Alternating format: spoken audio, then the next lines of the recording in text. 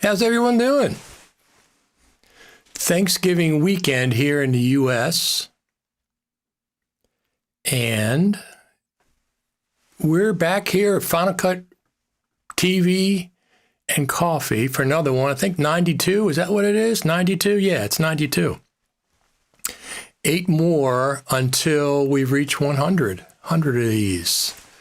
So we're going to hit 2 years here shortly. And we're going to talk about plugins that are on sale for Final Cut Pro. And we're going to talk about some other, whatever else is going on. There's a couple of consistent bug reports that I've seen reported. I've experienced my own bug report. So in Final Cut Pro 11, not unusual. It's not unusual at all. All software has bugs. Glad everyone can make it here today after Thanksgiving.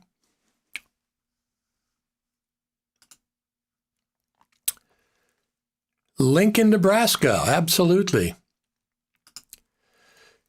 Hello from Jamaica. Black Friday crazy weekend. It was a pretty good Black Friday so far. One of the things, so far, Final Cut Pro 11, I encountered my own bug, which I'll talk about in a minute.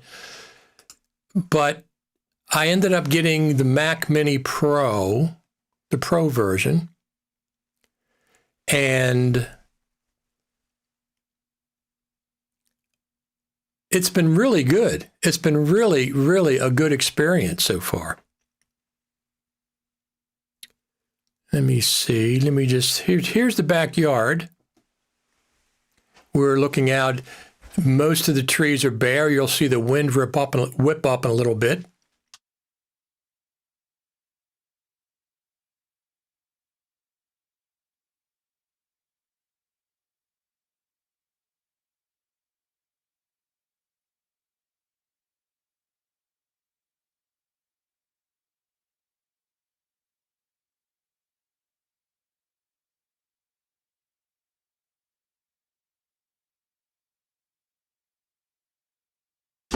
We do have some more exclusive content from the Creative Summit. I have hours and hours and hours.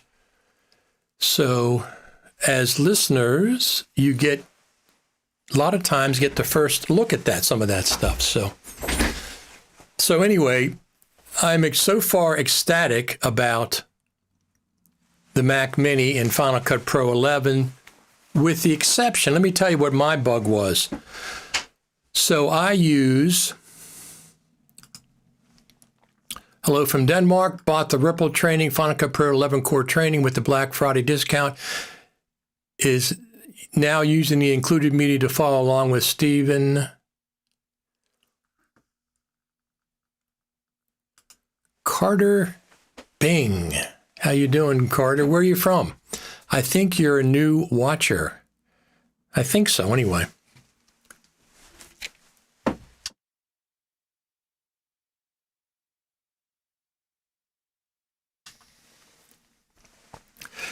One of the things that getting the Mac Mini Pro has done, I've reorganized my office space and I'm organizing things, running cables different way.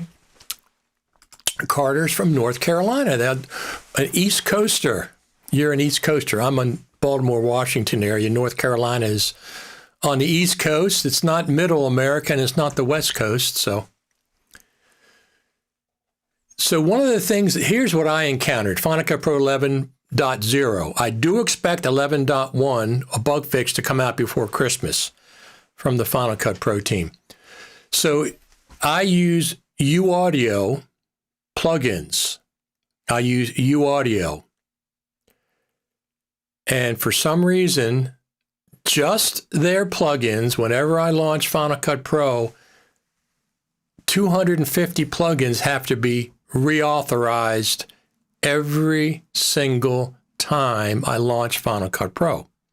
Now, obviously, I can't be doing that nonsense every time. I suspect it's either a UAudio issue or it's a Final Cut Pro 11 issue that's singling out UAudio for some reason. I suspect it's UAudio.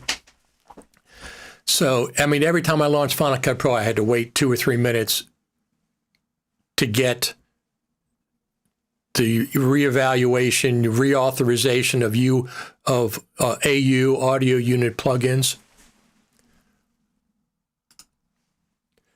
Greetings from Iowa. Been loving Final Cut Pro 11 on my Mac Mini 4 Pro, so much faster than my M1 MacBook Pro. Interesting, because I keep seeing comparison videos of, I have the M1 Max MacBook Pro that I initially traded in on a M4 MacBook Pro, and Apple gave me $1,350 for $1,335, something like that. And I initially traded it in, and that brought the price of my MacBook Pro down to $4,000 or something, which I thought was reasonable. And then I decided that I didn't want to get rid of my M1 Max MacBook Pro. It's too good a machine. And I only use the notebook part of it traveling for 2 events, NAB and the Final Cut Pro Creative Summit. The rest of the year, the MacBook Pro sits on my desk and performs as a desktop Mac. So I thought about it, and I said, you know what? I'm going to keep the M1 Max MacBook Pro. So I went back and took that off the price. Well, then the price jumped to $6,000. I said, I'm not paying that much money. It's too much. So I went back and priced the M1, the M4 Mac Mini Pro, and I got the price down into the upper 2000s. Much more reasonable. So I canceled the M4 MacBook Pro and got the M4 Mac Mini Pro with everything all this, the high-end CPU, the high-end RAM. I got 64 gigabytes of RAM, high-end GPU, everything top spec except for the SSD, because even going from I have a 2 terabyte SSD, even going from a 2 terabyte SSD to the 4 terabyte SSD, 2 additional terabytes, the Apple tax wanted $600 for that. To go 2 terabytes more, $600 for 2 terabytes. No, I'm not doing that. So I got the 2 terabyte Mac Mini Pro. Everything else is top spec, except I didn't get the 10 gig Ethernet because I don't do NAS. I'm not doing anything NAS. I don't use my Ethernet ports now. I have no intentions of using them, so I don't use them now. So anyway, that's what I got, the machine that I got. And then I said, okay, for $600, I'm going to get the OWC Thunderbolt 5 external SSD, which I have. And it's been fantastic. It's been fantastic. Connected via Thunderbolt 5, it's almost as fast as the internal SSD, but I spent $500 instead of $600, and I got 4 more terabytes of storage rather than just 2, which Apple was, giving me. They went from 2 terabytes to 4 terabytes was $600. I said, no, too much. And forget about the 8 terabyte. Couldn't do it.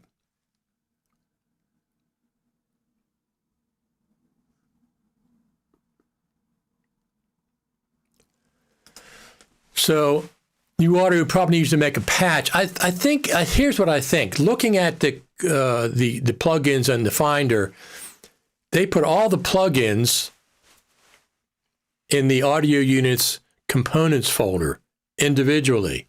I think that's the problem.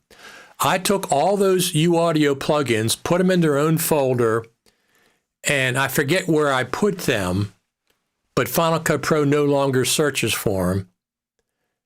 But UAudio, surprisingly, wherever I put them, UAudio still found them because I'm running UAudio plugins right now. That's what's amazing. So let me show you my, here. These are the UAudio plugins that I'm running right now. I'm running all these plugins in near real time because they don't run on the Mac Mini. They don't run on the Mac Mini. They run inside of the Apollo Twin X that I have. So wherever they were, they found them. But Final Cut Pro is no longer searching for them because I took them out of the normal default location.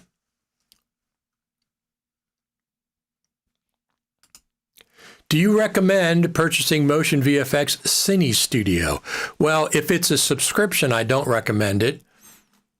If you can buy it outright, I don't know. I have some Motion VFX plugins, but mine are all perpetual license. I'm not going to go into their subscription model. It's too much. First off, it's too much money. One of the things that I've noticed about, I'm going to quit a couple of apps here. One of the things that I've noticed about recently about plug-in manufacturers, some of these high-end ones, your prices are getting too high. Okay, your prices are getting too darn high.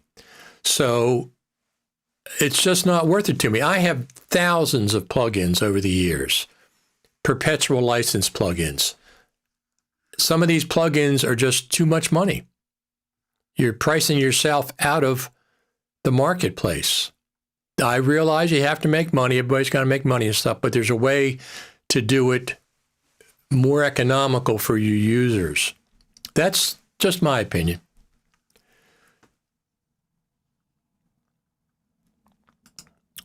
It's not worth it now that Final Cut Pro has magnetic mask, which the magnetic mask is a real surprise. It works very, very well. And it's no cost, no subscription for us Final Cut Pro users. No cost, no subscription. That's what I like to see. I like Final Cut to put in these features, and it doesn't cost us any more money. My Final Cut Pro 11 crashed for the first time today when I tried to apply the enhanced light and color to a clip from Ripple Training Library for their core training. I had my audio detached. Could be a fluke. I don't know. My friend wants to get an M3 MacBook Pro, not the M4, for the discounted price. Completely reasonable, especially if you're looking to save some money. Absolutely. If I end up getting the M1 Max MacBook Pro, the M4 at some point, it'll probably be months from now, maybe before like the M5 comes out next year.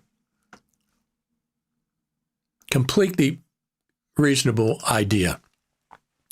And then the attached audio might have been part of the problem, because when I reopened Final Cut Pro and collapsed the audio, it was in the training video, no problem. But it's still an issue, right? It's still an issue, an odd little quirk. It might have been just a quirk. I don't know. But it still has to be addressed at some point, somehow. Let me just see. Just make sure we're... Oh, boy. So it shouldn't be an issue. You shouldn't have an issue with detached audio with Final Cut Pro 11. So I am waiting for, let me just check on specs. Yep. Lots of people watching. Over 50 live viewers between Facebook and X and YouTube. People expect me to come here on Saturdays, and so far I'm going to be coming every Saturday.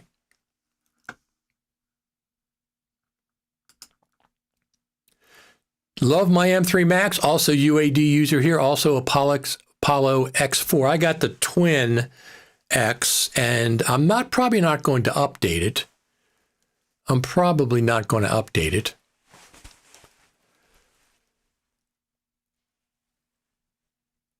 Because this is running really, really well.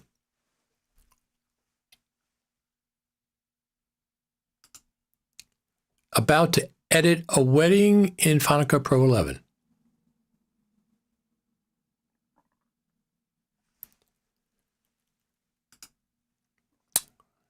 Been trying 11 the last couple of days. Everything working fine so far.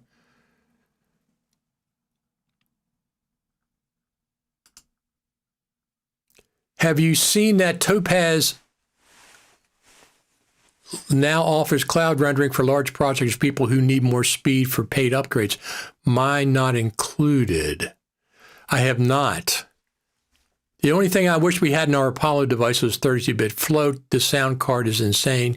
Yeah, it's real. Well, so with the Apollo, with my Apollo Twin X and yours as well, these plugins run off of the box. They don't run off of the computer. So it's like near real time. Everything is near real time.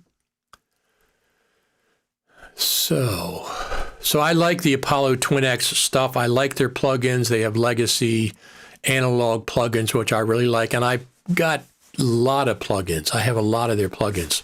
So let's get on to some of the sales that are out there. Let's see what we have.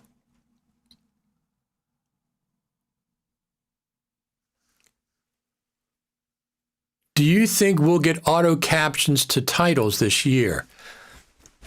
I know Final Cut Pro team has heard that many, many, many, many times. It's probably one of the main things you're hearing right now is, yes, transcribe to captions is a good feature, but you really have to do the transcribe to titles. And with one of the people we're going to talk about, let me go there right now while I'm talking about this.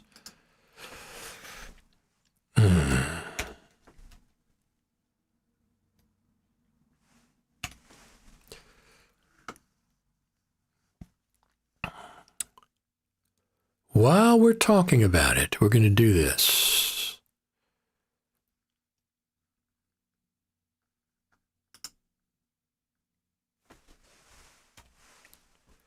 So while we're talking about Black Friday sales, this is not officially a Black Friday sale, but this is a really highly recommended plugin for the current state of Final Cut Pro. Caption Animator from our friends Philip and Greg over there at Intelligent Assistance, absolutely. Now, why are these coming through? I don't want the circle. That's all right. It's fine. So what this does, it takes the captions that Final Cut Pro 11 makes. You make a title the way you'd like the titles to look, font, color, position, etc., and then you drag your project into Caption. It's an extension, Caption Animator, and you choose that title for your template, and it creates titles from all your captions based on the template that you chose. So it's very, very effective. It is on sale. It's not a Black Friday sale specifically, but it's on sale it's only $15. It's on sale. I think January the 1st, it goes to $19.99. Right now it's $14.99. So Caption Animator can convert all the captions that Final Cut Pro makes into titles, into titles where you have control over font, position, color, etc. A lot of the things. Now, it's not a caption. It's absolutely a subtitle. But let me just turn that off. It's really, really good. It's only $15, and it supports our friends Philip and Greg over there at Intelligent Assistance. So do I think that Final Cut Pro will get auto captions to titles this year? I don't think in 2024, but I would think, well, here's what I think. Final Cut Pro 11.1 is coming out before Christmas, okay? That is going to have bug fixes. I'm quite sure of it. That'll have bug fixes before they go on Christmas break, so they don't have to worry about doing anything over Christmas break. If there's a feature or two they sneak in there, that would be great. I mean, they can do a feature or two with bug fixes at any point. But I think 11.1 will be coming before the Christmas break over there at Cupertino.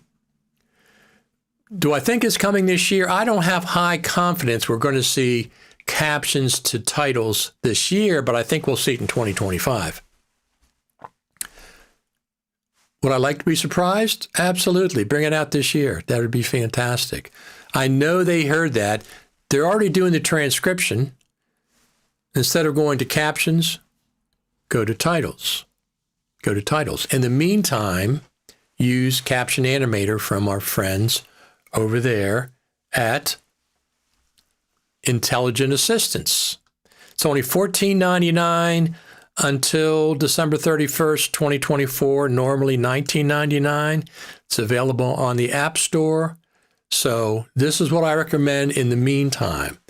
The limitation with the current implementation of, what is the right term?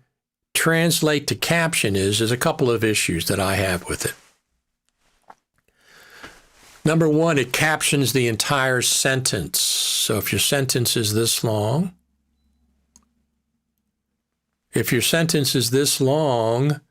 your caption's going to be that long.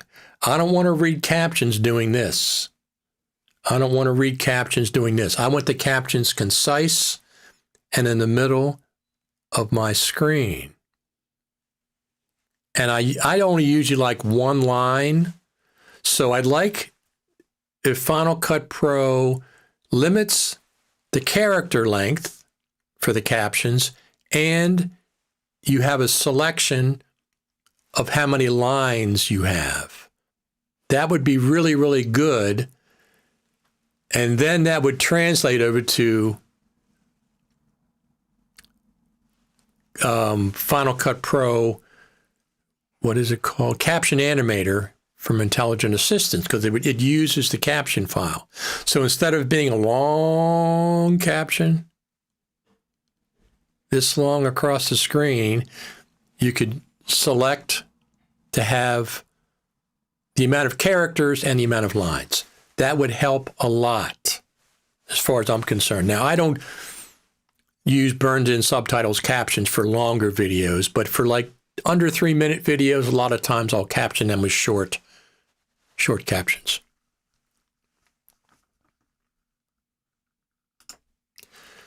Tech Mixer, for sure, I use DSP plugins constantly. I just wish the hardware supported 32-bit float. I agree with that. On topic of sales, Boris FX has a Black Friday deal on. Very, very cool. Still have to change clip duration in browser when reopening Final Cut Pro. Come on, it's clip duration in browser when reopening Final Cut Pro. I'm not sure what you mean there, Eric. Can you expand on that? Clip duration in browser? Richard, how do you use text-based editing in Resolve? And can you use the caption option in Final Cut Pro for text-based editing? Not really. There's a kind of a little workaround, because you can go to the timeline index. You can search for the caption for the text, click on the text, and it'll take you to the section of the timeline where the caption is. And then you can set an in and an out point. It's a little bit clunky. It's not set up for text-based editing. Resolve text-based editing, and you can just go to a text file, select the text, drop that section in the timeline, select text, drop it in the timeline, select text, drop it in the timeline, or delete if you have it in a timeline. And then you can add subtitles in there. So you can select subtitles. They have 1 track per subtitle. You can select the font. You can select the background. You can select the position. You can customize it any way you want. And then you can save your selection. Save how you've set up the captions. They're not captions, they're subtitles. And you can also export an SRT and stuff if you want to do that. But I like anything I'm captioning right now, I'm captioning in DaVinci Resolve because it has all the options that I want. But I am working out a way to do it with Intelligent Assistance, Caption Animator, and Final Cut Pro. Both of them require editing. Okay, so the captions are not 100% either in DaVinci or Final Cut. One thing I like about Final Cut Pro's version a lot is I can edit the caption in the timeline. I can click on the caption, edit it right there. In DaVinci Resolve, you have to click on the caption, go across the screen to the inspector to edit the caption. I much prefer editing the caption right in place in the timeline the way that Final Cut Pro has done it. Much quicker. Double click. I think you double click on the caption and it opens up. Edit it right there. Close it. Instead of select the caption, go to the inspector all the way across my 34-inch monitor, and then come all the way back down to the timeline over and over for any kind of editing of the captions. Final Cut Pro is much better. Edit right in place. Edit right in place. So it's a trade-off, but I am working on a way to do captions in Final Cut with Caption Animator, and I'm going to do a tutorial about that probably. I should get to it in the next week or so, and I'll show you the techniques that I use.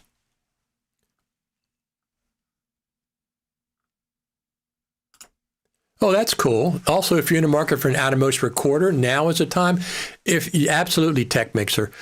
if you're in the market for anything, check the websites. I ordered a couple things today that were on sale dramatically for Black Friday. Atomos is discounting things crazy this Black Friday. Bought a second Atomos Shogun for $7.99 down from $11.99. Includes an NDI key. I love Final Cut Pro, but man, color grading in DaVinci is on another level. It absolutely is. I have been trying to do color in DaVinci recently, but the back and forth is a pain. Yes. Now, DaVinci was known as a professional colorist application in Hollywood for years and years and years and years. So it's a fantastic coloring. I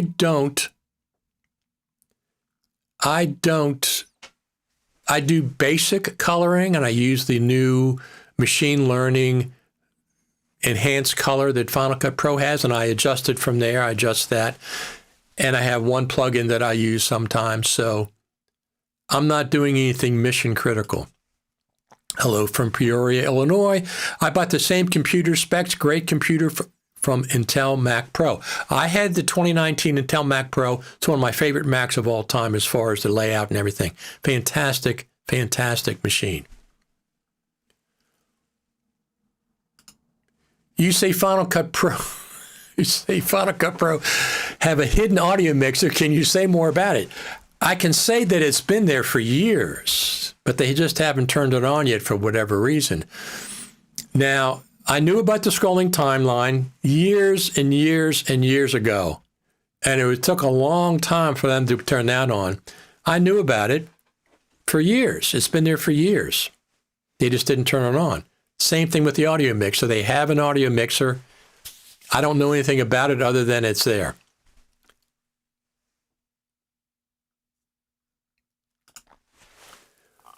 Why can they make it possible when zooming in on your viewer the option to move the clip around with clicking instead of having to click on the little box to move the clip around? This is so infuriating. There's quirks in every NLE, as you know. I'm not telling you anything you don't know. Just like I said, I use text-based editing in DaVinci Resolve because I paid for the studio license, but it's so frustrating to edit a caption, a title in the timeline.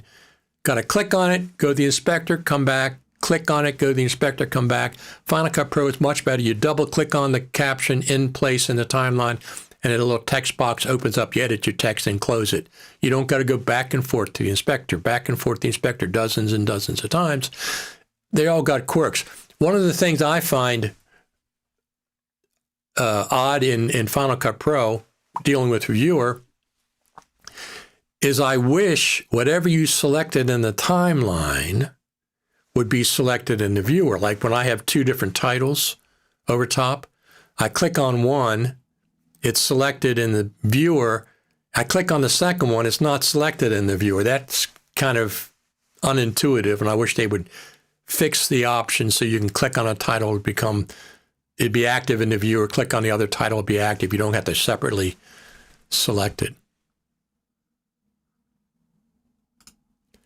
I do a lot of mousing back and forth too, but when setting keyframes frame by frame. Yes. I wish that Final Cut and other NLEs would give us the option of right-clicking in place and a pop-up menu would come up for selecting options rather than clicking, going to the inspector, clicking, going to the inspector. Inspector is good for something, but not when you have to do things repetitively. When you're in the browser and you select a library and you want to change some settings for that library, you got to click the library on the left side of the screen and go all the way over to the right side of the screen to make your settings change. Why can't I right-click on the library in the browser and have a little drop-down menu or a pop-up window, a HUD, that lets me select it right there instead of going back and forth and back and forth and back and forth. So I'd like to see that. And the same with the timeline. Select a clip in the timeline or whatever and have some settings available right there. compound clips, expand right in the timeline. Who doesn't want that? Instead of jumping to another timeline completely, no relation to the timeline that you were working on. There's no visual relationship to it. Would it be okay, since Audio Mixer is there, to ask Final Cut Pro team to turn it on? You can ask them whatever you want. They're not going to acknowledge that the mixer is there. That's the first thing. They're not going to acknowledge that the mixer is there. I just know it is.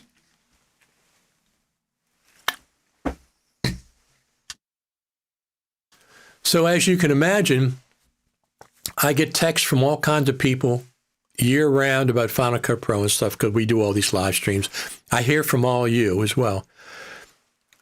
Whatever the reason is, I'm sure it's a good reason, and they'll turn it on when they deem it appropriate, when it's up to snuff, or maybe there's some issues with it. Who the heck knows? It's there, and it will be turned on. It will be turned on. I mean, it took 13 years for the scrolling timeline to be turned on. Okay? I use it all the time now, of course.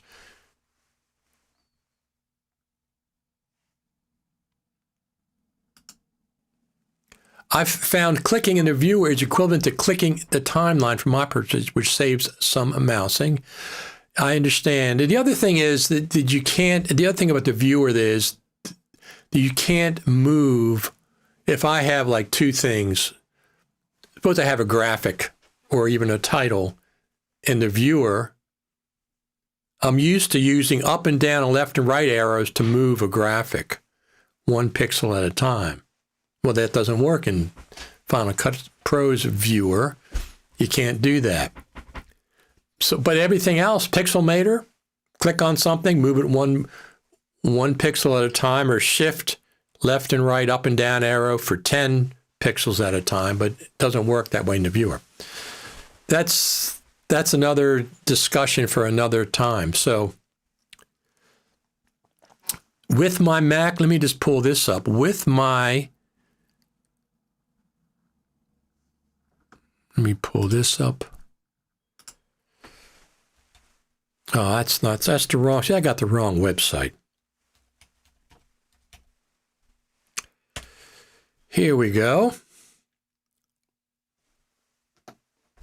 So this is my website, richardtaylor.tv, and I've added this today, speed tests. So what I've done 4 speed tests here. Number 1 is the native speed test on the Mac Mini Pro, 2 terabytes, 64 gigabytes, native speed test, and getting about 7,000 megabytes per second write and 5,400 megabytes per second read. Why there's such a dramatic difference, I don't know, but I'm getting that consistently. Now, I bought the OWC 5 Thunderbolt 5 4 terabyte drive, and this is what I'm getting with that. This is the speed of my OWC Envoy Ultra 4 terabyte Thunderbolt 5 connected to my Mac Mini Pro via Thunderbolt 5. And that's getting 5,100 megabytes per second read and write. So it's really, really high compared to my other external SSDs. I also tested it on my M1 Max MacBook Pro. So my M1 Max MacBook Pro, 64 gigabytes of RAM. I think they're 64. Yeah, 32. I forget what 32 is. Native speed, 6,000 megabytes per second write and 5,300 megabytes per second read. That's the MacBook Pro. Now, when you hook the OWC Envoy Ultra 4 terabyte Thunderbolt 5 connected to my M1 Max MacBook Pro, it gets about 3,000 megabytes a second read and write. So it also is at the high end. This is Thunderbolt 4, though. That's the difference. Thunderbolt 4. So I just put that up on my website. You can find it over there at Richard Taylor TV. Now, of course, the speed tests differ. The speed tests differ if you do one and do the other, and they differ a little bit, so there is some variance. Yes, nudging would be wonderful. It absolutely would. After all these years, we can't nudge. It's amazing in the viewer. You would think that would be second nature, but it's not. I really love the skimming feature in Final Cut Pro, and later, it really saves time when you want to add keywords to a clip but do not have time to watch the clip in its entirety. Not new, but I know at time. The live skimmer in Final Cut Pro absolutely is the best of anybody else's. Wherever you hover your mouse, it's live. If it's in the browser, it's live. If it's in the timeline, it's live. It's fantastic. A lot of the other ones have a semi-live skimmer, but you have to click a lot of times to get it active. Costco has the Mac Mini M4 Pro 16-core, 24 gigabytes of RAM, 512 SSD for $100 off at $1269.99. That's very, very good to know.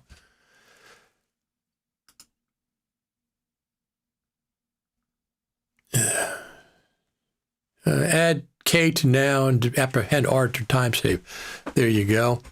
So that's one of the things. Let's go over here. We looked, let me see what else we have here. I have some. Oh, one of the things, since it's no longer FCPX, and I'm not talking about dropping the X. They did that years ago. I'm talking about X representing 10. The Roman numeral X represents Final Cut Pro 10. So it's FCPX is the most common hashtag for Final Cut Pro, even though it's no longer Final Cut Pro 10/X. So here's the new hashtag for Final Cut Pro 11. Very simple. Just replace the X with 11. That's the new hashtag for Final Cut Pro 11. It also distinguishes from Final Cut on the iPad because there's no Final Cut Pro 11 on the iPad. This is very specifically the hashtag for FCP 11. Very simple. Very simple. FCP 11. That's it. Let's see what else we have here. So when I was over there, this speed test. So I do expect Final Cut Pro 11.1 to be available before Christmas. I expect it to be available before Christmas. Why do I expect it to be available before Christmas? Because that's what they did last year. 10.7 came out in November, and they had 10.7.1 out, bug fix out before they went on Christmas vacation. I expect the same thing to happen this year. I expect 11.1, probably 0.1, bug fix update for Final Cut Pro before Christmas. You heard it here first. Heard it here first. Let's get back to some more comments. Or 11.0.1. Here, that could be for the tiniest of bug fixes, but here's the thing. They're not running through their point numbers in the last years. They didn't go 10.8.1, 10.8.2, 10.8.3, 10.8.4, et cetera, to get up to 10.10. The last time they did that was Final Cut Pro 10.4, and they got up to Final Cut Pro 10.4.11. But that was a much longer stretch, years of updates. So at this point, we got to 10.8.2, and then we jumped to 11. So they only used 2-point numbers. They're not going through the entire 9.9 numbers. So I suspect they'll just go ahead and call it 10.1. That's why I said 10.1. That's what I think.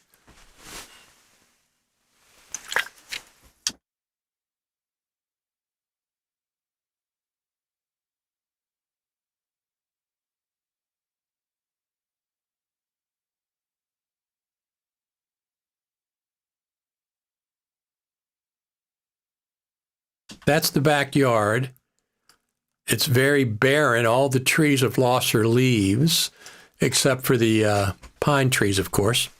It's cold and windy. It's only in the 20s or 30s today.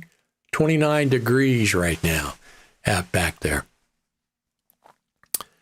29 degrees in the backyard.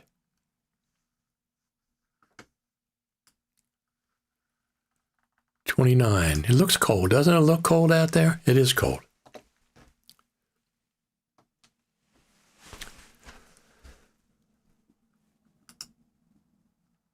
I use the Apple mouse, and for some reason, I'm always losing my playhead. Is there a hotkey that gets me back to it? I've read Control P works, but it doesn't seem to work with mine. So let me see. Lose your playhead. I've had that issue a few times over the years, and I usually have to quit and start Final Cut Pro. I just shake my mouse left and right real quick, and usually I can find it. That's what I do. I don't know. So when I'm in the timeline and want to jump back to the project, I think I use Command P for that, so I jump to the project. I have custom keyboard shortcuts, and I always keep a copy in iCloud and Dropbox. For Logic Pro, for Blackmagic Resolve, DaVinci Resolve, and for Final Cut Pro, I keep a copy of my keyboard shortcuts both in iCloud and in Dropbox. Now, I set them up the same. My keyboards in Final Cut Pro and DaVinci Resolve are the same. I use, whatever I do the most, I use single keyboard shortcuts for. My top 10 are all single keyboard shortcuts. All of them. And then you can always go back to the default, of course. So are you seeing any other bugs in Final Cut Pro 11? One other one that I keep seeing, which I have a list over here. Let me pull this over here where I can look at it better. Instead of looking to my left, I'll look down on my MacBook Pro. So I have 3 screens with my Mac Mini Pro. I have my 34-inch LG monitor, my main monitor. Over there to my right is a generic, I don't know, monitor. I don't know what brand it is. That's pretty darn big. And then down below me, I have my MacBook Pro connected via, is it called AirPlay? Connected via AirPlay. So I still have my 3 screen setup, which I really, really like. Let me see here. Apple Insider.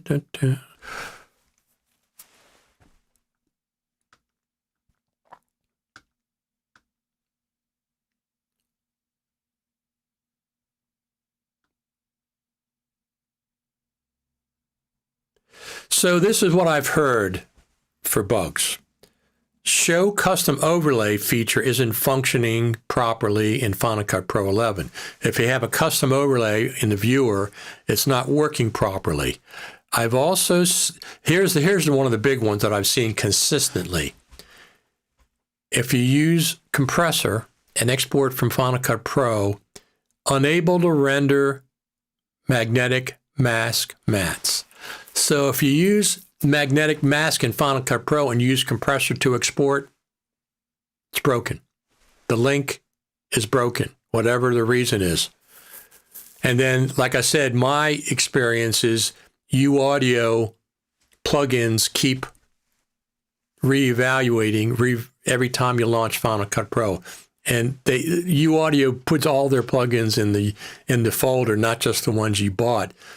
So it's 250 plugins or some nonsense like that. So I just took all the UAudio plugins and put them in their own folder. And I don't remember where I put that folder, but it might be still in the components folder. Audio plugins components folder. It might be there. Final Cut Pro no longer looks for those plugins, but UAudio, surprisingly, UAudio can see all the plugins inside that folder. So maybe that's the end of it.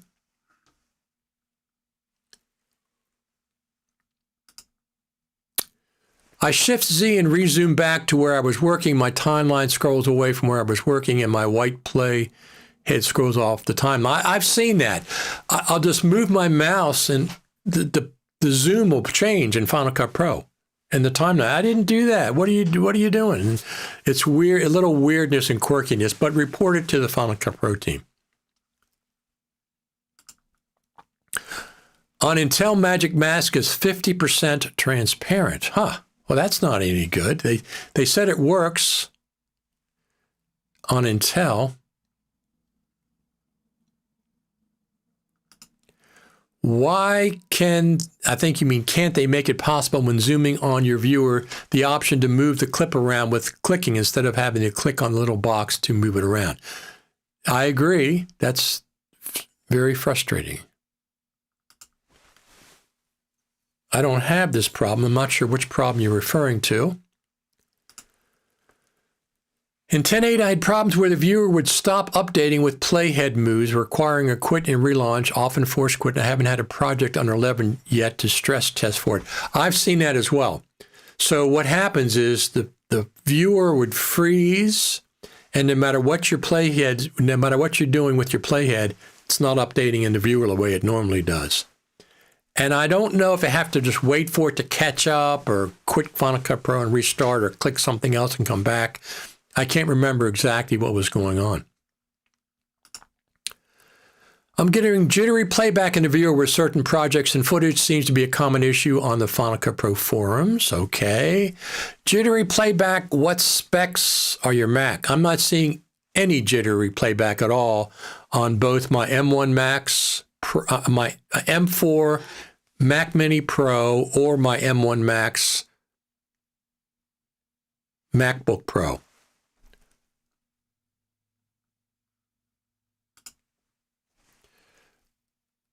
I used magnetic mask to make a mask clip the other day, and my dog walking around past the camera. I then transferred that clip to motion, made my own transition of the mask. Very cool. I haven't found any new bugs, just the same old bugs I've had for years and they can't seem to fix.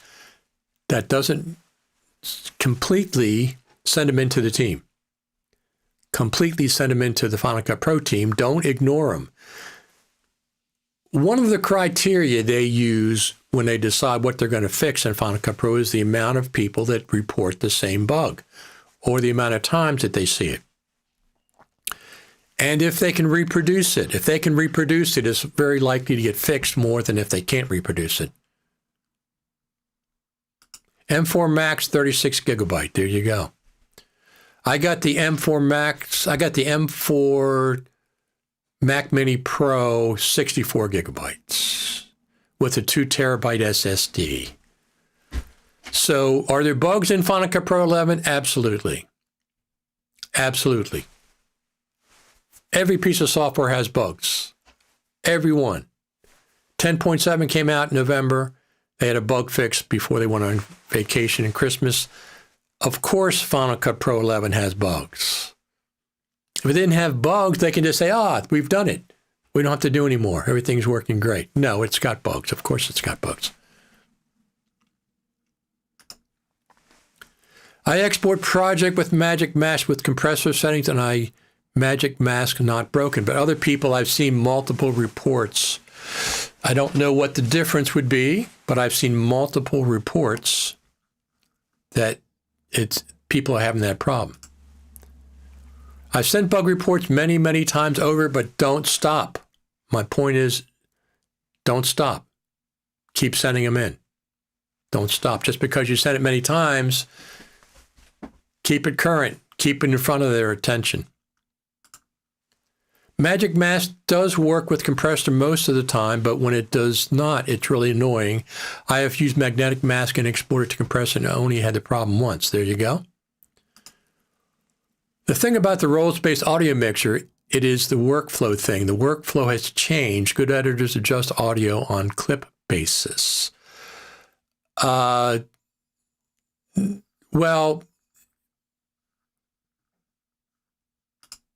wait a minute. Good editors adjust audio on clip basis. That's not what, that's fine, but it's, Even the fitness team sends their mix out to Pro Tools because they can't do it in Final Cut Pro and they can't do it in Logic Pro. Okay? The Apple fitness team, Apple themselves don't use Final Cut Pro to mix down their important videos. They don't even use Logic Pro. They send it out to Pro Tools. Everybody sends it out to Pro Tools because Pro Tools has the audio features that professionals need. Can you mix in Final Cut Pro? Of course you can. I mix 80% of my videos inside of Final Cut Pro, but that doesn't mean it can't be improved with the good roles-based mixer, because it can. It absolutely can be improved. There was a track-based, time-based mixer. It would mess the whole track list. There is a mixer, Yari. There is a mixer that they have inside of Final Cut. Fine now with the command compound method at the end of the edit. I have a master buses, which I wish roles-based used for, but they work fine as well. They don't work. It's too clunky for me. If it works fine for you, that's fine. It's too clunky. I use Logic Pro. It's fantastic for audio, for complex audio stuff. Final Cut Pro, jumping in out of compound clips. Oh, I got to adjust something. Let me jump into that compound clip again. Takes you to another screen. It has no relationship to the main timeline. It's just very, very clunky. They have a roles-based mixer inside of Final Cut, and it's coming at some point. Everybody sends their mix to Pro Tools because Final Cut Pro is not a DAW. It's not a digital audio workstation. It doesn't have all the tools that professionals need for editing audio. Video editors, yes, I edit a lot of my audio inside of Final Cut. Anything complex, I do in Logic. But for video editors, the tools are fine, but nobody in a professional market uses Final Cut. I mean, I shouldn't say nobody. Most people go to Pro Tools in Hollywood, big films, Apple themselves. Okay, Fitness Plus is a gigantic operation. They don't mix in Final Cut, and they don't mix in Logic Pro. They send it out to Pro Tools.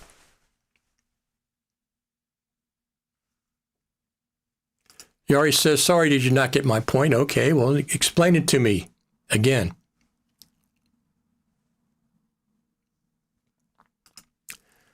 Morning from Montreal. I disagree with what you say about Logic. I think you disagreed prior. Logic is not a post-production audio DAW. It's not meant for that. It's a music creation / scoring application. When we saw the preview of Logic Pro 11.1 with the Final Cut Pro team on the stage, which they did a long time, it's all about music. It's about session players. It's about a new reverb thing. They didn't even mention using it for post-production. So can it be used for post-production editing? I use it, but most professionals don't. They use Pro Tools. Pro Tools is the standard for post houses, for Hollywood, for big films and stuff. And Apple themselves, like I said, we saw it in Fitness Plus. They use a Pro Tools house. They send it out to Pro Tools. I've used Pro Tools since 1994. That's not the point. The point is that everybody else needs tools for mixing audio at a certain level that Final Cut does not have. But it's not supposed to. Final Cut Pro is not a DAW. It does not have all the tools that we need for that a certain level of mixing requires. Soundtrack Pro 11 as a tab in Final Cut Pro would be nice. To use a lot in Final Cut Pro Studio with 7. Absolutely.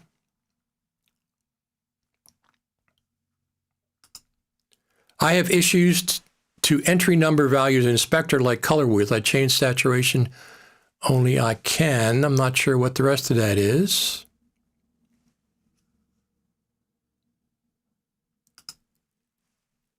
DX Revive for Resurrecting Voices is on sale. It rebuilds audio. Check the audio demos. Absolutely.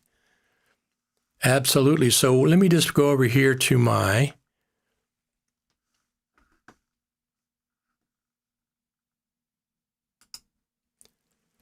okay, just because you think it's just a music DAW doesn't make it not a DAW. It is a DAW. I didn't say it wasn't a DAW, Digital Audio Workstation. Apple says it's meant for music. Go to the Logic page, and they talk about music creation and scoring. Okay, Apple says that. That's my experience as well. Of course, it's a DAW. It's been a DAW for a long time. I've been using it since Apple bought it out. Before that, I used Mark of the Unicorn Motu. I've used Pro Tools as well. There's some issues with Pro Tools that for my purpose, I didn't like it.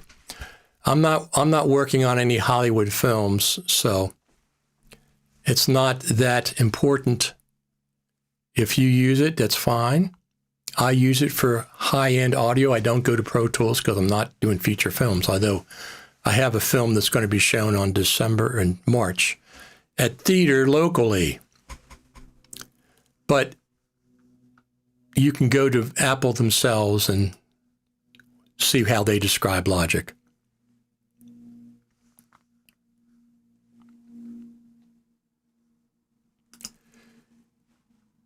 You can hammer in a nail with a meat tenderizer, but that's not what it's for.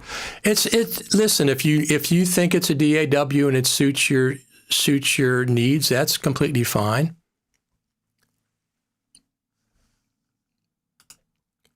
What do you think about audio mixing tool in DaVinci Studio versus Final Cut Pro audio tool? There's no comparison.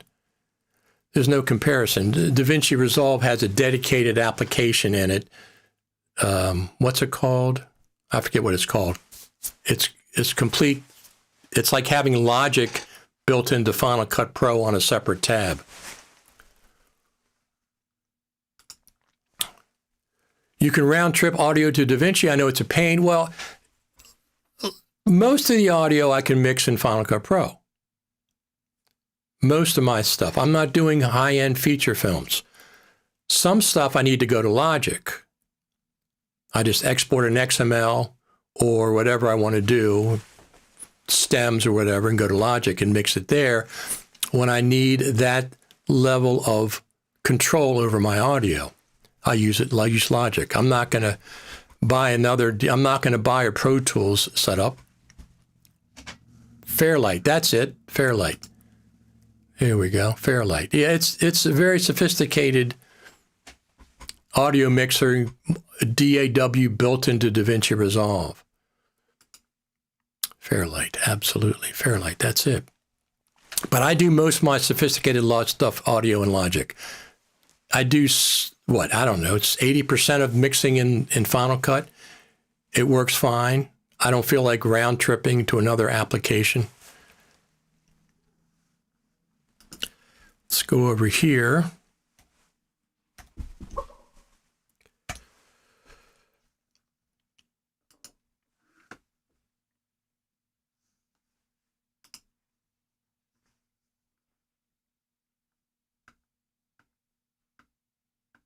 The funny thing was that they did the Logic presentation at Final Cut Pro Creative Summit. The Final Cut Pro team did. It was long. It was, I don't know, 10 minutes, something like that, longer than the Final Cut Pro demo was. But it was all about musicians. It was about drummers and bass players and keyboard players and this sophisticated reverb emulation that they've come up with. And I'm looking around. I'm looking around at the audience and I'm going like, I don't think most of these people are musicians. It was interesting how much time they spent on Logic Pro 11.1 at the Final Cut Pro Creator Summit. I'm glad they did, but it was all about musicians, players, drummers, bass player, I think now, keyboard player, and that sophisticated reverb emulation that looks really, really cool. I haven't tried it out yet, but it looks really, really cool. But they spent a long time on Logic with music at the Creative Summit. So let's see what else we have here. This is something that's come up recently.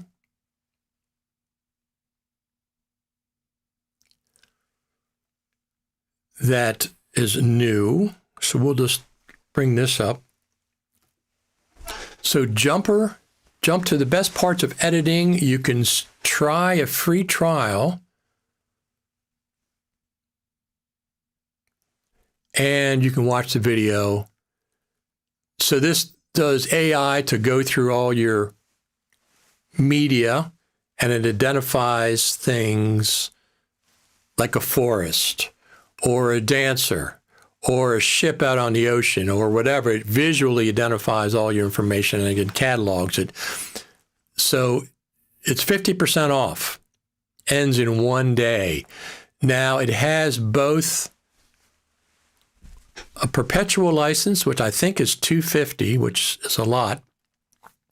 So it's on sale for $125 for perpetual license, and that gives you 1 year of free updates. And then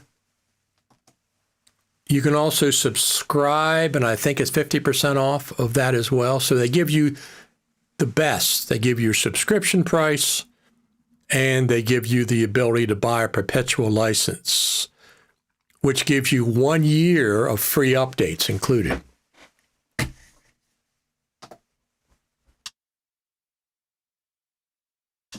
Backyard again.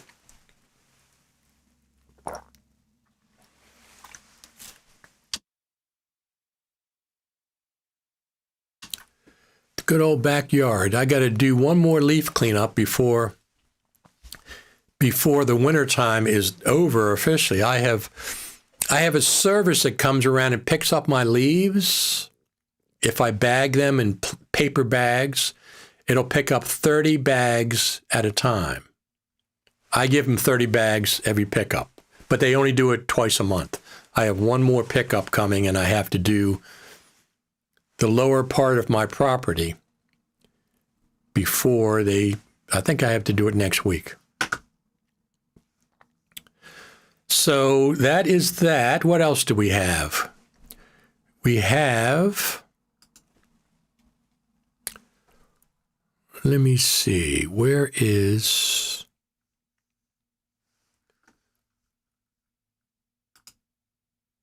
yeah, we got a lot of people watching. Over there on X, we have 30 people watching.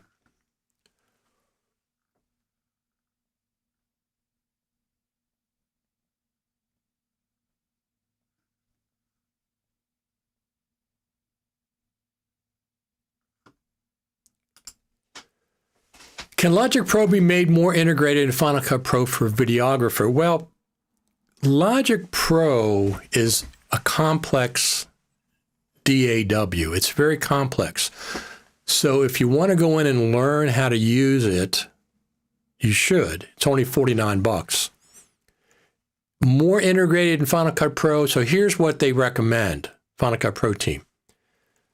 Send an XML from Final Cut to Logic Pro.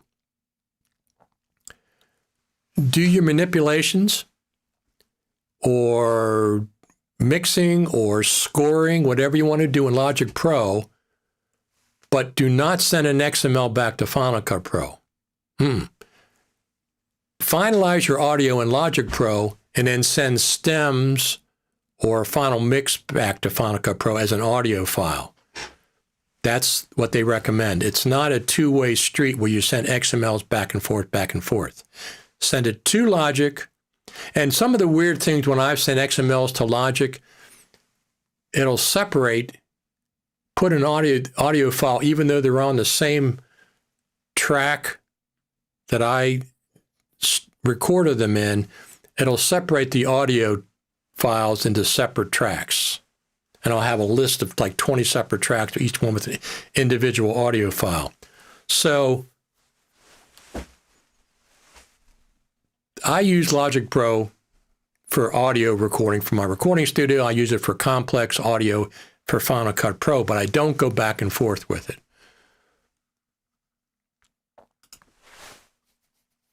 Which one recommend for big productions audio mixing? I'm not sure. You mean what would I recommend? Well, everybody uses Pro Tools for finishing their audio.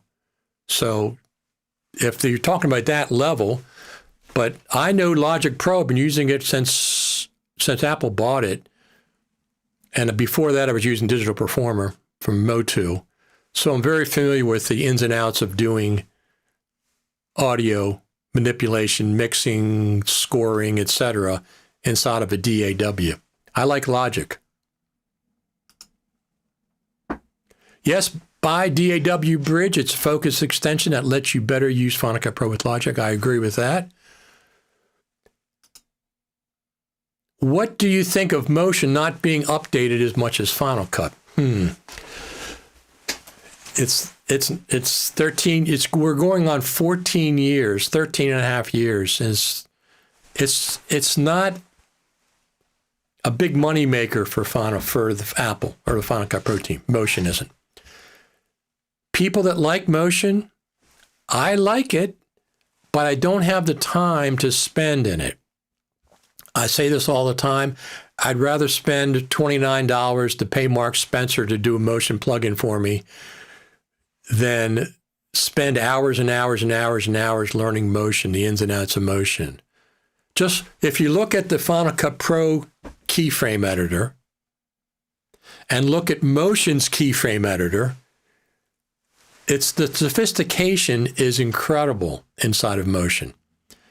But it's not a big moneymaker for them. It's not the main Pro app. Final Cut Pro by far, as I would say, Logic Pro is second. So Motion is just above Compressor. And then at the very bottom, you have Main Stage, which some people use.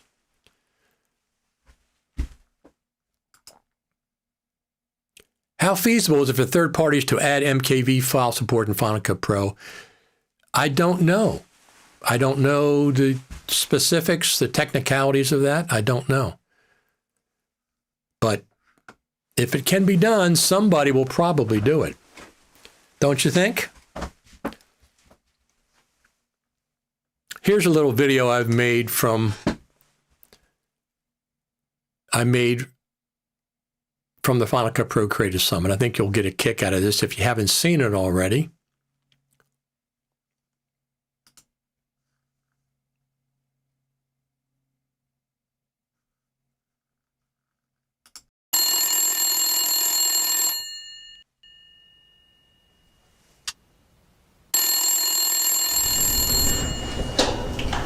Hello?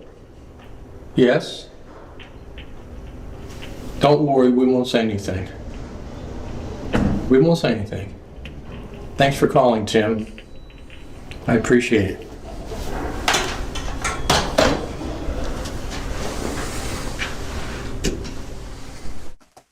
So that was the lobby at the Juniper Hotel, not the lobby, but the floor lobby for each individual floor. They have that old-fashioned telephone there, and I was walking by, and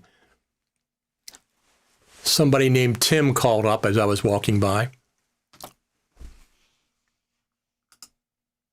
I've been building less of my graphics in Motion using third-party plugins and native elements within Final Cut Pro. I'm not as dependent on Motion as I once was. Funny, say hello to Tim for me too, absolutely.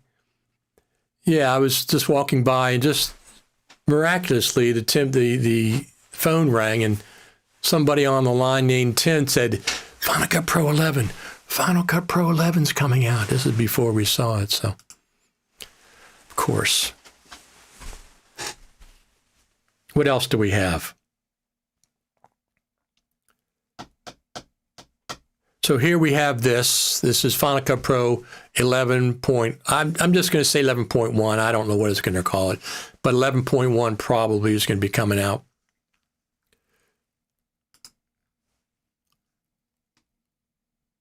Oh, they have, look, DaVinci Resolve has a 20% off sale. You can get the studio version for 20% off. So I think it's $299. So you can get 20% off right now. And that's a perpetual license, no subscription, 20% off. They very rarely do that. They very rarely do that. We also have our sponsors from the Creative Summit. Coremount, our good friend Roger Bolton, is having a 50% off everything sale right now over there at coremount.com, of course. Of course. And our friend Brett FX, he has a couple of sales going on right now. One of them is for everything he has, but he also has sales for some of his other plugins. Well, let's go over there. Let's go over to the good old Brett FX and see what's going on.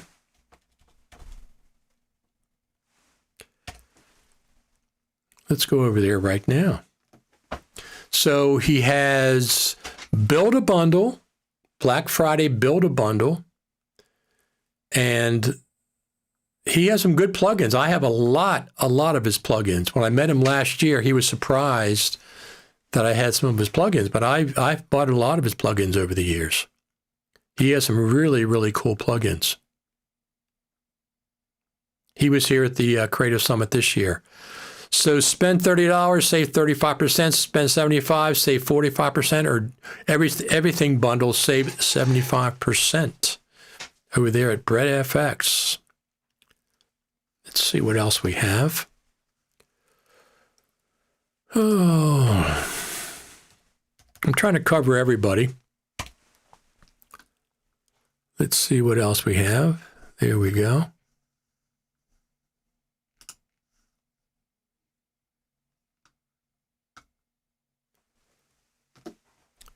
Over there, friends over there, Steve Martin and Mark Spencer, save 40%. Black Friday sale, save 40%.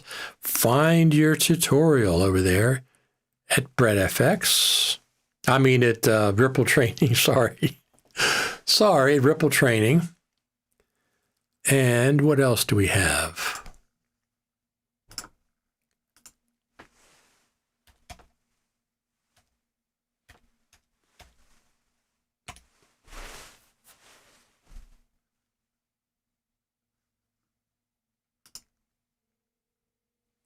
And we have our other friend. Here we go. Dylan Bates, Black Friday, 35% off of everything. Off of everything over there, including his Motion Masterclass.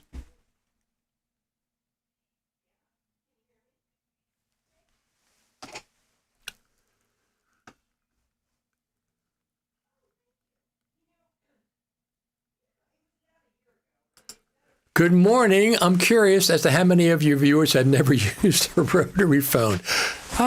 Probably most of them. Probably most of them have not used a rotary phone. The interesting thing is when I picked up that phone, it had a dial tone. It was actually plugged in to the system. And this is the same way. You can actually use a rotary phone on existing phone lines today, if you know how to use them. Tim must have had his people watching you. How did they know you were in the lobby? Watch your back, Richard, absolutely. FX Factory is my go-to. I have a lot of FX Factory plugins, a lot. Perpetual licenses.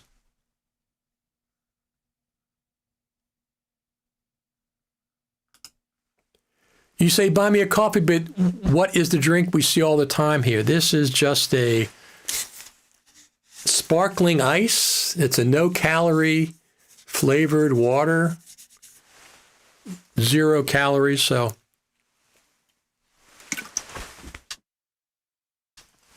I just my drink of choice. I think it's grapefruit something or other.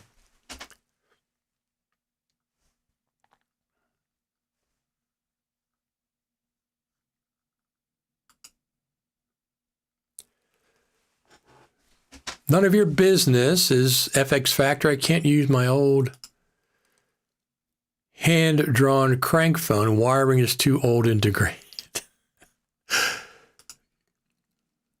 Me too. I use FX Factor. I have a lot of FX Factory stuff. I just got something recently. I had to update something. I forget what it was. Oh, it was, I know what it was. It is, let me pull this up. Since we're talking about it.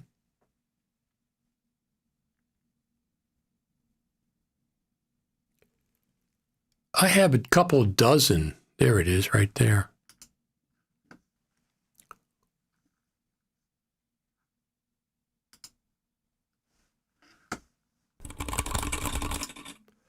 So this is,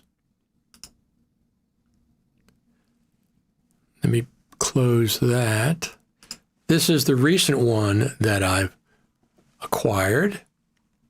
Easy Ease. I'm going to turn the sound down because I don't want to get any strikes, but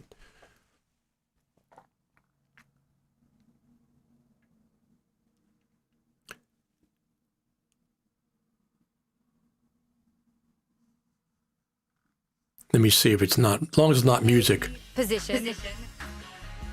Rotate. See, it's got music. I can't do it.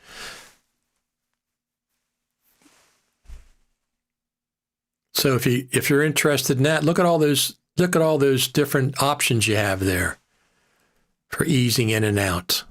And you don't need keyframes. That is a good one. That is absolutely, it's on sale for 25% off, as we know.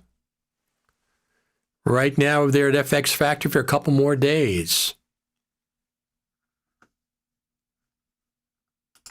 Yes, Easy Ease is so good. It's only, I think it's only $49, so it's 20% or 25% off of that.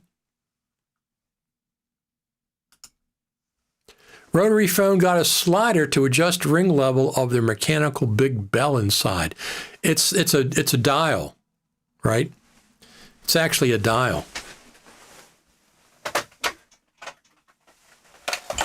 Oh, look, mine's not even there, but it usually is right there. It's a little dial you have to adjust the volume,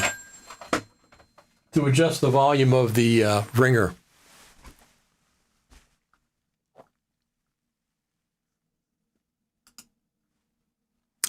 Yeah, it was still funny. Absolutely. That's the whole point. I mean, I enjoy comedy from different levels. What else do we have? Did I miss anybody?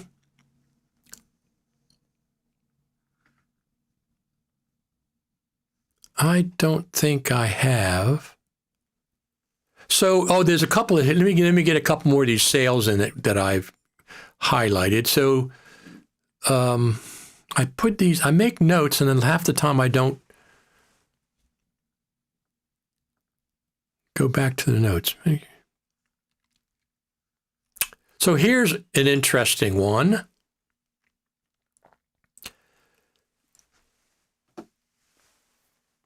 Elgato Prompter. Teleprompter, built-in screen for YouTube. You don't need to use your phone or your iPad. It has a, built-in screen. It's 30% off on Amazon right now.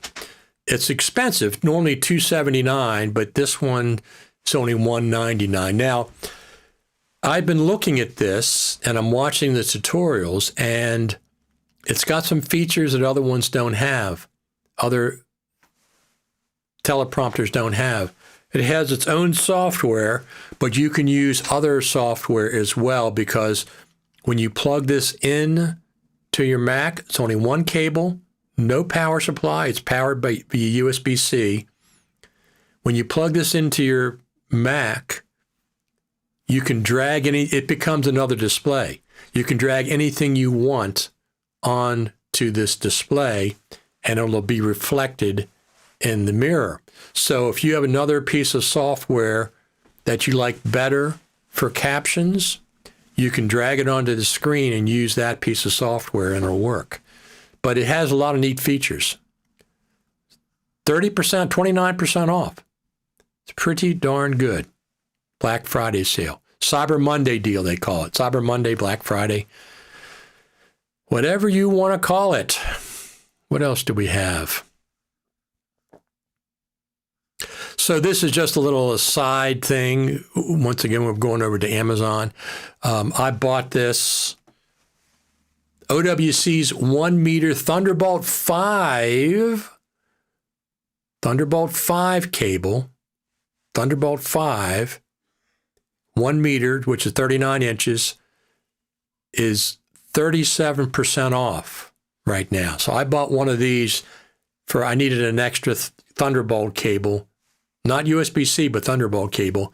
So this is a Thunderbolt 5 cable for 37% off. Another good price.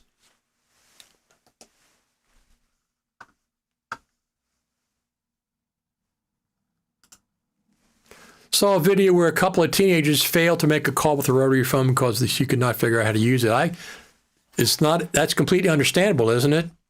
If I never was exposed to one, I was thinking, what is this thing? My main pro apps are Final Cut, Logic Pro, and Roxio Toast Pro. There you go. So my main pro apps are definitely Final Cut and Logic Pro, but I use DaVinci Resolve a lot. I'm using Ecamm Live right now for these live streams, which is really, really good. How are you liking that Envoy Ultra Drive? It's fantastic. It's fantastic. So I got the 4 terabyte one, Thunderbolt 5, normally $5.99, but I got a coupon to knock 15% off. So I got it for $90 less. So I paid about $500 for it, ordered it. It came in last week. They are now back ordered. They sold out of their first batch. They're back ordered. They say you might get a delivery at the end of January. So another 2 months, another 60 days before you might see your drive. It's only available for pre-order now. I'm glad I ordered it. And it runs really, really well. It's very, very fast. It's about 90% of the speed. It's 5,000 megabytes per second compared to 6,000 to 7,000 with the internal drive consistently. Plugs in via short little, you got to plug it into the USB 5 port. So the Mac Mini Pro has 2 sets of ports. On the back of are the Thunderbolt 5 ports, 3 of those. On the front are USB 3.2, something USB 3 point something ports on the front. They're not interchangeable for some applications.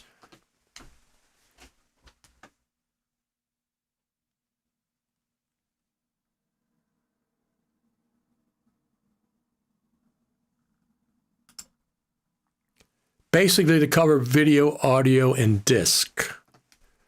So let me see what this is. The Blackmagic Design HyperDeck Shuttle has had a teleprompter function and it's $200 off at B&H. Wonder if you would work the device with the device you showed. I don't know. What are your thoughts on the rumor about Apple purchasing Blackmagic? I don't believe those.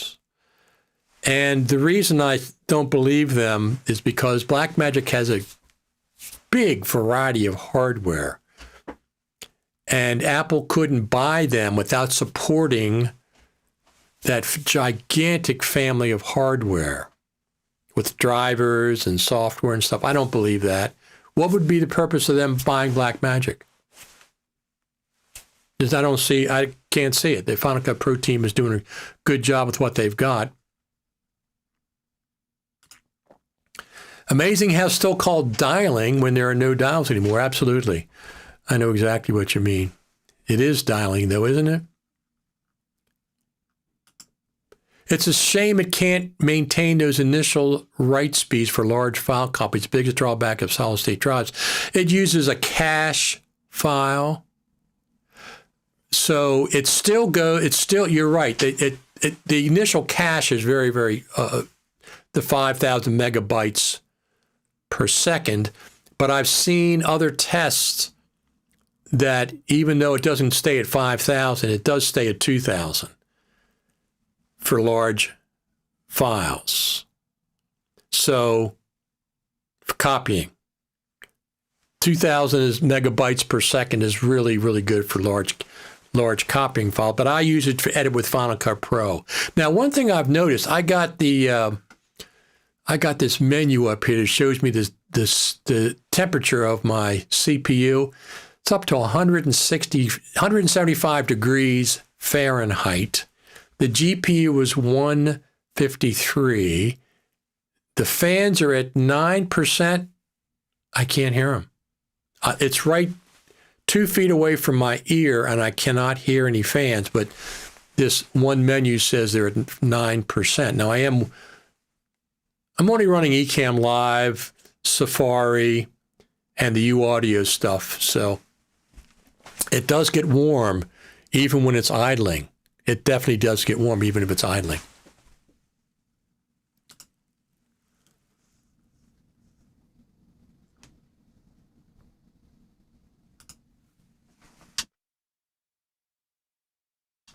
With that Thunderbolt port, what would be your best SSD on USB 3 on some systems? I use these so far. Now, other people have said that they've lost. I use the Crucial X9s, tiny little things. This is 4 terabyte. Look how small it is. 4 terabytes. So I use these. They're about 1,000 megabytes per second. Consistently, these are USB 3.1 or 3.2. I forget which. So I use these, but don't use any drive without backing it up. I back up everything before I start editing. At least 1 copy, if not 2 copies. Usually I'll copy it to my RAID 5 and then make another copy to just an 8 terabyte spinning disk. And then I have my LTO9 tape system that I use for long-term backup.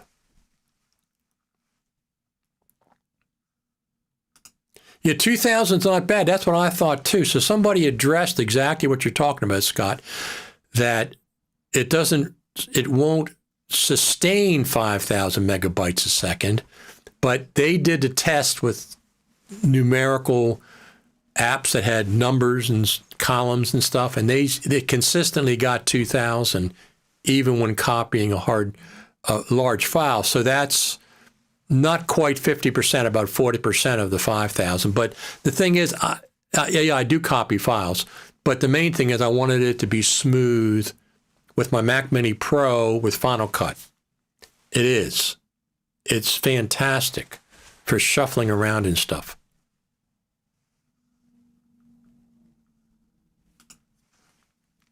It would be great for DIT when they can figure out that 6 gigabytes a second across an entire shoot day back. Oh, absolutely. It absolutely would be for that. Apple buying Blackmagic would further their stereoscopic video endeavors if you're into that sort of thing. But Blackmagic and Apple are already working together. Blackmagic developing that camera, the 180-degree camera. Apple already announced it. They already work together. They work together on the eGPUs. Why would Apple have to buy them? They already do that. Was there some sort of announcement about the potential support of Blackmagic Raw in Final Cut Pro in the future? Yes. Yes, it was addressed at the end. You know the way Steve Jobs used to get to the end of a presentation, he'd walk off the stage and then turn around and go, oh, one more thing? Well, that's what they did at the Final Cut Pro Creative Summit. The Final Cut Pro team, they went through all their presentation. They went to Logic Pro. They went to, I forget if they did iPad Pro or not. They did one on Final Cut Pro, for the entire presentation. And at the end, they said because of Sequoia, that Blackmagic Raw is now possible. Or they either said it's now possible or they're working on it. Blackmagic is working on it, but it has to do with media extensions built into macOS Sequoia. But the Final Cut Pro team brought it up on stage, and I don't remember if they either said it's coming or it's possible, but yes, B-Raw absolutely with Sequoia can now be in Final Cut Pro. That's what they said. They brought it up on stage, which was kind of surprising to me that they did, but they did. I really love Thunderbolt, even though the Thunderbolt 3, 4 drives are great. I'm currently copying my video library to a LaCie Thunderbolt 3 drive. Absolutely. Thunderbolt's great. It's very, very fast. Apple currently supports all of Blackmagic's hardware in terms of drivers, ATEM, SuperDex, you name it. Right. But they'd have to, if they bought Blackmagic, they'd have to have people developing support for all these devices. There's dozens and dozens and dozens. They couldn't just buy them and then drop them. They'd have to have new drivers, new features, blah, blah, blah, across all of this hardware. I understand that they support it natively, but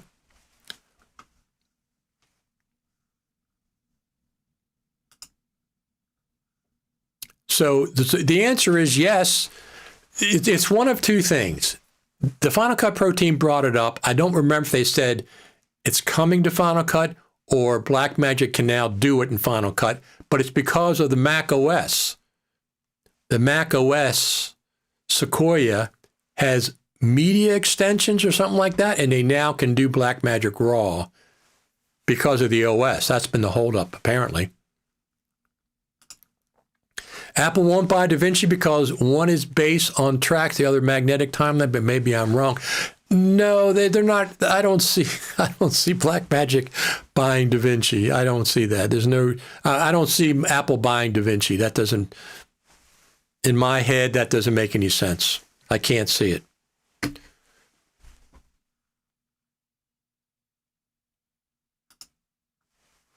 Maybe that technology will finally fix Red RAW footage going back to Final Cut. Could be. I don't know for a fact, but it very well could be. So do we have any other sales I want to talk about? Let me go ahead and check and see if I have any more.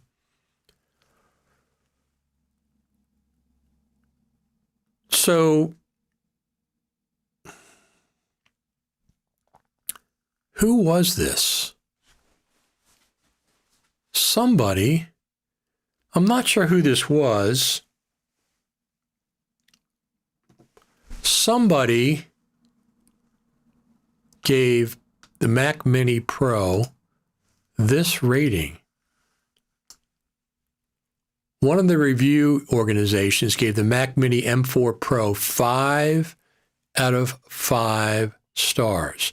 Now, my experience is it's an excellent, excellent machine.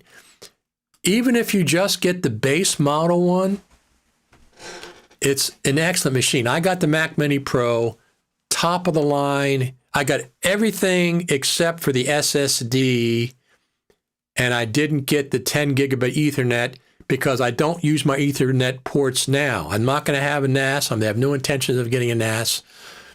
I don't use them now, so why would I spend an extra $100 or something I don't even use? I haven't used them for years.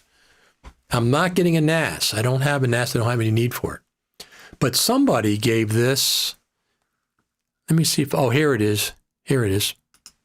I got the article. Let me pull it up. Got the article. Here we go. Apple Insider. Mac Mini M4 Pro review, Mac Studio Power miniaturized. And they gave it 5 out of 5 stars. They gave it 5 out of 5 stars. That's a pretty high regards. Very rarely do you see something get 5 out of 5. 4.5, 4.3, 4.7, 5 out of 5 stars they gave it for a review. I think that I agree with that. It's a great, this thing is so tiny. It's so tiny, 5 by 5 by 2, I think it is. And it's got such, you can get if you're just going to spend $600, do it. It's well worth it. I got my version cost about $2,700, I think. I got the top of the line. I got 64 gigabytes of RAM, 2 terabyte SSD. I wasn't going to pay all that money for its 4 or 8 terabyte. Top CPU, top GPU, whatever those things are. I don't know the specs. 2,700, something like that. And then I spent an additional $500 on the 4 terabyte OWC Thunderbolt 5 SSD. Occasionally red raw clips go black. However, restarting Final Cut Pro fixes it 98% of the time. There you go. Completely understandable.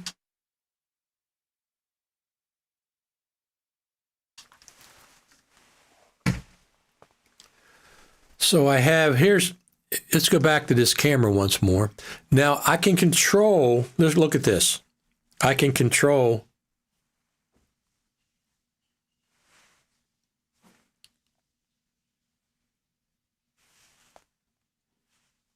from my desk here, I can control the camera. This is a Mevo cam that I tried to get working at the Creative Summit, and I couldn't get it working at the Creative Summit. It's something to do with the Wi-Fi. Couldn't log on properly. I don't know what the heck it was. I have a little bit of problem. That's the red maple tree that we have. Those are the blue skies. In the background, can you see it here or not?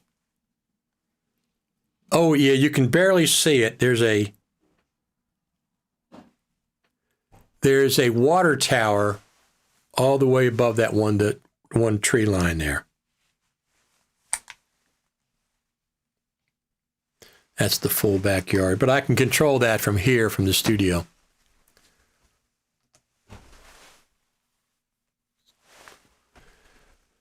Okay, what else do we have here? Well, first thing I want to say is thank you for tuning in. Thumbs up to everybody that's watching. And we want to do this for the Final Cut Pro team. I have my hardware, the Elgato Stream Deck. Thank you, Final Cut Pro team, for giving us Final Cut Pro 11. Final Cut Pro 11 is the future. Final Cut Pro 10 is now in the rearview mirror. Now, I realize that people are still using Final Cut Pro 10. I'm not anymore at this point. I might have to finish editing one thing in Final Cut Pro 10. I'll have to see. Final Cut Pro 10 is in the rear view. Final Cut Pro 11 has just started its lifespan, its roadmap. One of the questions I asked the Final Cut Pro team, we had a Q&A with the Final Cut Pro team, and I got to ask this question because Peter Stenauer was there. That's the one who answered the question. Bill Davis was there, of course. And I said, so when Final Cut Pro 10 came out, you mentioned there is a 10-year roadmap for Final Cut Pro 10. Well, the roadmap turned into 13 years. And I'm not sure if Peter Stenauer said that or somebody else said that. But it absolutely was said that we have a 10-year roadmap for Final Cut Pro 10. So my question was, do you have a similar roadmap for Final Cut Pro 11, or can we expect Final Cut Pro 12 in 6 months? That was my question. And of course, Peter said that, did I say that? And next to me was Thomas, who writes all the Final Cut Pro documentation. He was right next to me. And he said, yes, you did. He yelled up, yes, you did say that. I don't remember if it was Peter or somebody else, but they said there was a 10-year roadmap initially for Final Cut Pro 10. It lasted over 13 years. And I just asked if there was a similar outlook roadmap for Final Cut Pro 11, because it's just starting out. people are overwhelmingly positive about Final Cut Pro 11. Bugs, sure, they'll be fixed. But people are overwhelmingly positive about Final Cut Pro 11. Now, this is the beginning of Final Cut Pro 11. This is just the start, the baby steps when it's just getting started. If you're disappointed because something's not here, it will be here. Most everything will be here because this is the beginning. This is just the beginning of Final Cut Pro 11. No longer Final Cut Pro 10, which is the reason I said, let's get a new hashtag, FCP 11. FCP 11 is a new hashtag for Final Cut Pro. FCPX can't be used anymore. Well, it can be, but the idea is this. So Mac Mini Pro got 5 stars. The idea is this. We need a new hashtag because we're going forward. FCPX can still be used to generically reference Final Cut Pro. It's been out for over 13 years. It's very powerful. The fact that the Apple team dropped the X has no bearing on anything. The hashtag is completely independent. But this new hashtag, FCP11, it distinguishes it from Final Cut Pro 10, and it distinguishes it from the iPad version of Final Cut Pro. It distinguishes it. This is the new hashtag for Final Cut Pro.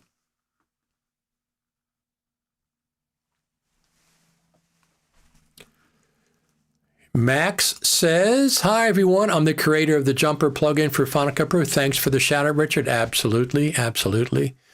I know FCP 7, FCPX, FCP 11. Absolutely. Absolutely. We got a lot of people watching today as usual on Saturdays. Unless Final Cut Pro 11.1 comes out next week, it could happen at any time. Final Cut Pro 11.1 between now and Christmas vacation, when everybody goes away for a couple of weeks, I expect Final Cut Pro 11.1 to come out. If it comes out this week, I'll come back on and do another live. We'll talk about what the deal is. Even if it's only bug fixes, I'll still come out and just do a basic one. If not, we'll be back here next Saturday like we always are. I mean, I'm planning on it anyway. So we'll be at 93 next week. We're at 92 today. We're going to be 100 shortly, 100 of these Saturdays. Every one of you, I'm going to thank every one of you for coming out to these Saturday meetups. This is a worldwide Final Cut Pro community. It's not limited in scope to one Facebook group. It's not limited to people who do Hollywood films. It's not limited to people who do documentaries. It's the entire worldwide Final Cut Pro community. And for every one of you that come in and stop and watch this, thank you. Thank you. And the Final Cut Pro team watches this. They watch this stream. So thank you to the Final Cut Pro team, absolutely, giving us Final Cut Pro 11. We love it so far. Get the bug fixes out. Get us some more features. Final Cut Pro 11, what do you think? 1 year? It might last 1 year, maybe longer. Well, Final Cut Pro 11.0, I think it should last at least 1 year. No, it's probably going to have, I would presume, a longer roadmap like Final Cut Pro 10 did. 13 years. So we start the birthday countdown all over again. Next year, Final Cut Pro 11 will, next November, it'll be 1 year old. Final Cut Pro 10, we're not counting birthdays anymore because they stopped. Final Cut Pro 11 is here. This is like having a brother or a cousin, a baby brother. Now you'd Final Cut Pro 11 is the new one. The new kid on the block. Final Cut Pro 10 is the rear view mirror. Final Cut Pro 11 is the future. I expect a lot of great things to be coming in Final Cut Pro 11. I really do. This is, by the way, this is the OWC Radio 24. If you buy anything at OWC, try this. This worked when I bought the 5 terabyte drive. I don't know if it's going to work anymore because they're on back order for 60 days. It said the end. You might see it at the end of January. I'm not sure what the deal is there. It worked for me, but I got in on the first batch. This is courtesy of Serena Catania, my friend, all of our friends, Serena Catania. She does OWC Radio, and she got this coupon. OWC Radio saves 15%, I think, on everything over there at OWC. Now, I haven't seen it. I couldn't apply it to SoftRaid renewal license, but who knows? I think mine's coming up for expiration shortly. I don't know how that's going to work. I guess I'll have to get the new version. So that's a courtesy of Serena Catania, our friend over there. It's cold here on the east coast of the good old USA. We're down to right now. What's the temperature? It's only 31 degrees Fahrenheit at noon. It's been in the 20s all morning. I have the wood-burning stove burning for 24 hours because that's our main source of heat. I have an HVAC system that would back up everything, but that's the one. That's what we use normally. Let me see something here. There we go. Oh, today's Saturday, right? Yes, today is Saturday. They might do the same with Final Cut Pro as they did with Mac OS when they turned from 10X to 11. Each year, a new number update. Now, Mac OS 15.1, if you look at about this Mac. Yeah, but Final Cut Pro 10 lasted 13 years. It was 10.1, 10.2, 10.3, 10.4, 10.5, 10.6. So I don't think we're going to get Final Cut Pro 12 next year. It's going to stay at Final Cut Pro 11, 11.1, 11.2, 11.3, 11.4. Now, if it's a small bug fix, it could be 11.01. That very well could be. It could be 11.01 if it's indeed a small bug fix. But I expect to see a bug fix before Christmas. So it might be 11.01.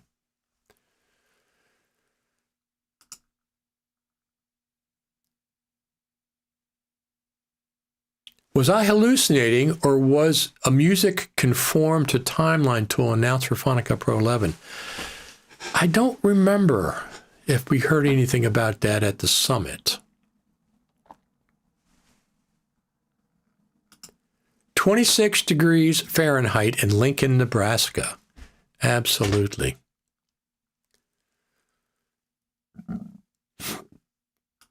You know, now that you mention it, maybe there is something to do with Logic in Final Cut, Logic Pro 11, 11.1. I don't know. How are you doing, Milcor? Pictures? Absolutely. So come to think of it, yeah, we're probably going to see 11.01. If the roadmap for Final Cut Pro 11 is going to be similar to the roadmap for Final Cut Pro 10, then it won't be 11.1. It'll be 11.01. Right? Does that make sense? Who in the heck knows? Let me just do this here. Let's look at this. So Final Cut Pro 11 point something, probably 01, will be a bug fix for that.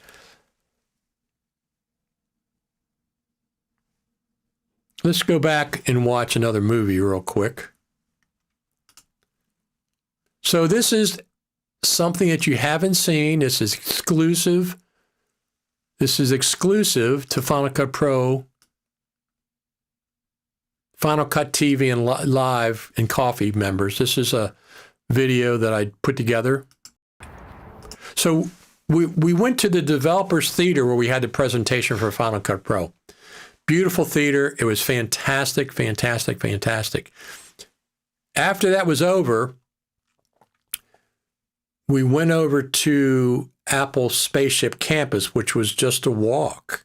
Here we are walking from the Developer Center over to the Spaceship Campus.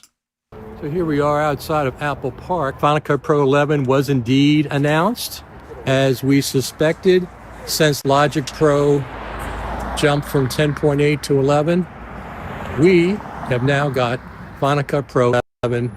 It's much more sophisticated than what the initial preview was over with the Mac Mini commercial.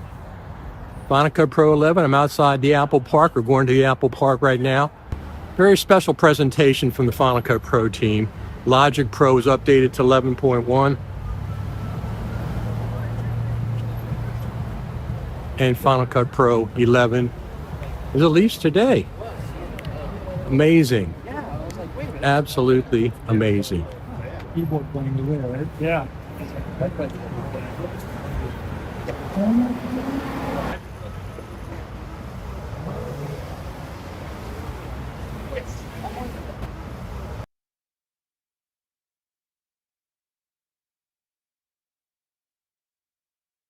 So right there is the entrance. Across the street there is the entrance to Apple, the Spaceship Campus right there. And behind us was the other way. Behind us was the Developer Center. So we had to walk a short distance to get across the zebra crossing. That's the entrance, at least the entrance for us, for visitors, to Apple Spaceship Campus. Right there.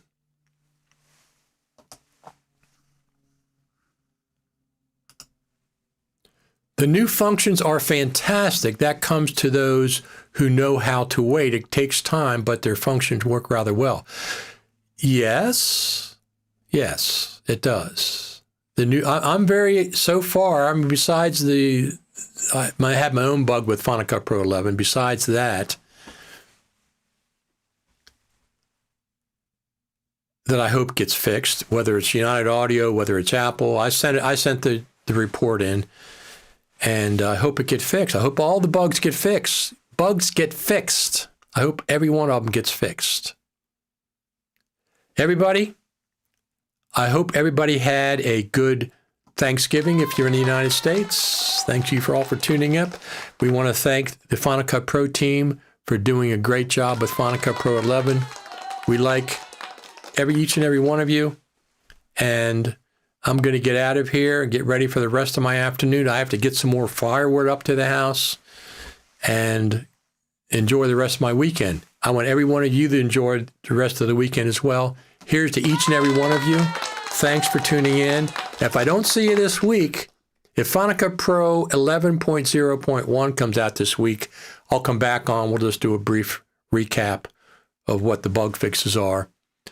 And if not, I'll see you next Saturday for Final Cut TV and coffee. Thanks, everyone. Thanks for tuning in, and I'll talk to you later.